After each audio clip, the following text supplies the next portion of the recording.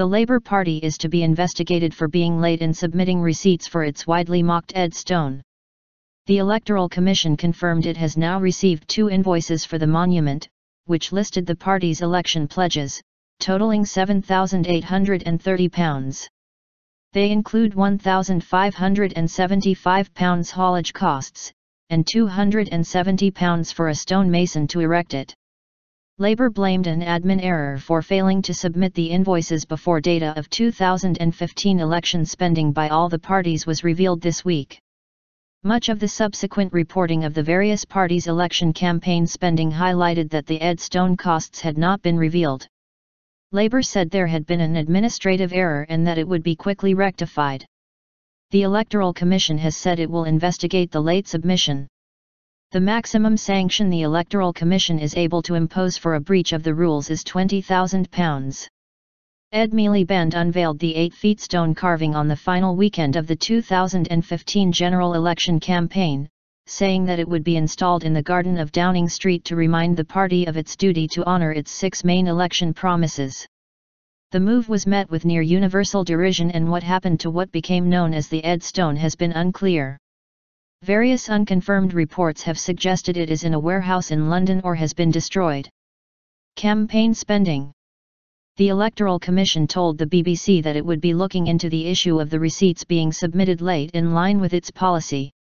It was unable to confirm how long the investigation might take, saying sometimes it has to go back and ask for more information, and each incident is dealt with on a case-by-case basis. Spending on the stone was not included in the Electoral Commission data released on Wednesday. Labour said at the time, due to an administrative error, these invoices were not included with other items of campaign spend. We have informed the Electoral Commission and will seek to rectify this error as soon as possible. Labour spent £12 million on the campaign, the watchdog's figures show, compared with £15.5 million spent by the Conservatives. In total, £39 million was spent by the UK's 6 largest parties on the campaign, an increase on the £34.4 million spent in 2010 but lower than the record £42 million spent in 2005.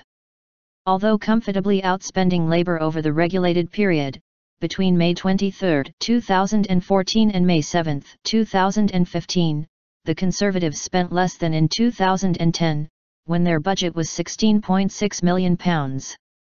In contrast, Labour spent more than in 2010, when their total outlay was £8 million.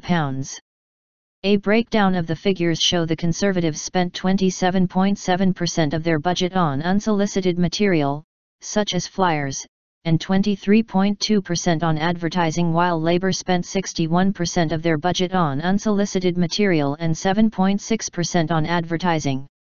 Spending on rallies accounted for 13% of Labour's total expenditure compared with the Conservatives' 5%, while the Conservatives spent 30.1% of their budget on market research and canvassing, against Labour's 7.7% outlay.